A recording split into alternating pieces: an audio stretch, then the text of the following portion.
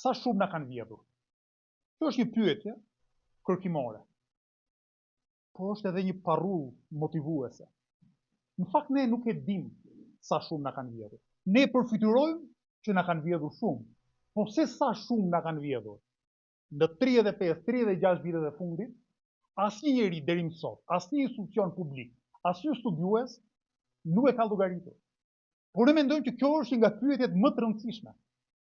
E para për të kuptuar çfarë kemi humbur, e dyta për të nxjerrë përpara drejtësisë dhe opinionit publik fajtorët e përgjegjësit, dhe treta për të rikuperuar çfarë është e rikuperueshme nga gjithçka që na kanë vjedhur deri më sot. Kjo është arsyeja pse ne në Kuvendin e Shqipërisë do të marrim iniciativën për të ngritur disa komisione hetimore, të cilat do të përpiqen të kuptojnë këtë proces vjedhjeje që është bërë përmes 3 mënyrave kryesore: privatizimeve të mëdha, koncesioneve dhe ligjit të investitorit strategjik.